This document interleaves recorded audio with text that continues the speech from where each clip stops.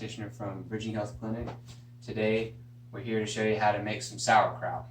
And I may call it sauerkraut. There are actually specific recipes to make this, but anytime I use cabbage, I'll call it that. You can kind of call it whatever you want, fermented vegetables.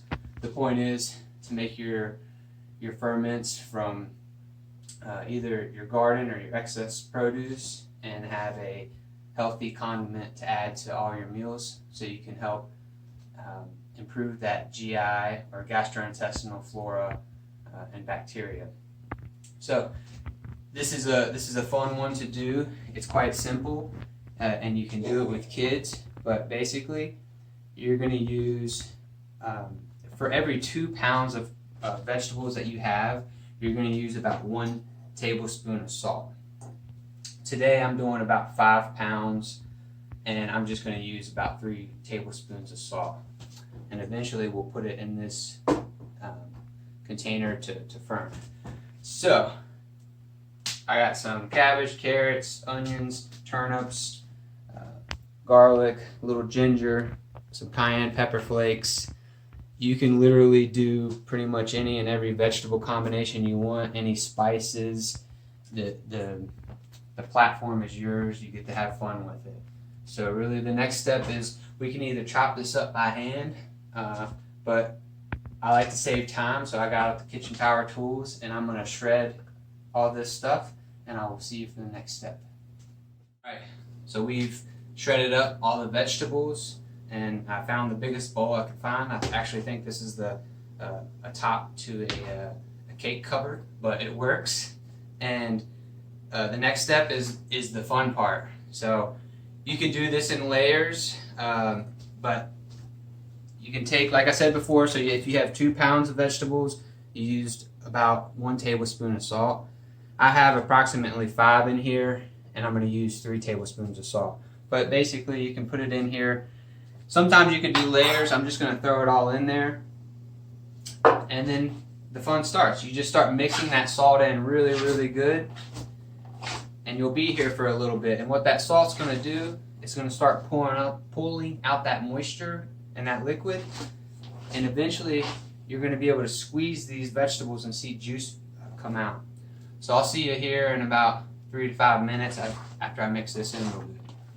Okay, so we've been mixing this in for a good 3 to 5 minutes, and it's starting to pull the juices out. And if you give it a nice squeeze, you can see it kind of dripping out there, and that's what you're kind of looking for. So I did forget to mention earlier, the salt that you use, it is good to find a high quality salt, sea salt, Himalayan salt, typically one that's not iodized. Sometimes that can mess with the fermentation process. And then another little tip I forgot to mention is, you don't have to have, this isn't technically a sterile process, but you do want to wash your hands before doing something like this because you are making food.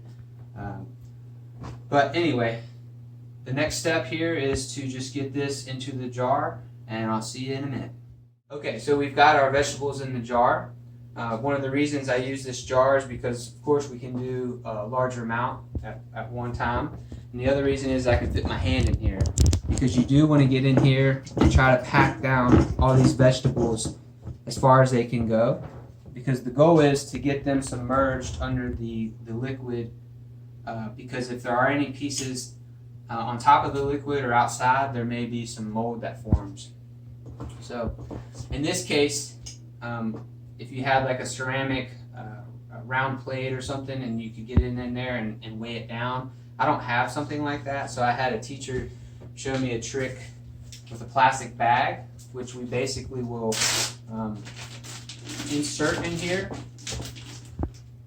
and then I use a brine just in case this bag leaks. It's not going to ruin your fermentation process. And now this brine is 1 cup of filtered water. For every cup of filtered water has 1 tablespoon of that high quality salt. So stick to that ratio. Pour it in. And if you need to add, I might add a cup or 2 more until I can get this entire weight and vegetables pushed down so they're submerged in that liquid. So you can kind of play around with that, and then once you have everything set and everything's cleaned off, you just kind of close the lid. And then you can leave this, I'll probably leave this right here on the kitchen table. It's okay to leave this thing in the sun, but you do want to come by every day in the morning and give it a burp to let off that gas that's produced when you're having the fermentation process, and also burp it in the afternoon.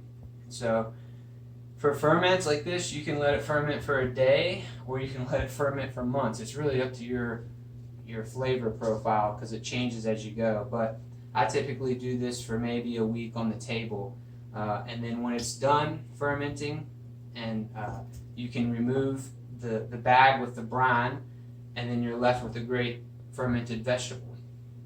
And you would store this in the refrigerator, and so far I've had these things last for about a year if you don't get to eat them. And just remember, this is not the only way you can ferment. I'll have another method in a video coming soon. There's lots of different ways you can do this. You can even do things to help reduce the salt, like using whey. But this is a really fun way to preserve your foods and improve your diet. And you can incorporate your kids if you have them to help you make these, because it's nice and messy and fun. But yeah, well, enjoy your food. Have a good day, and I'll see you next time.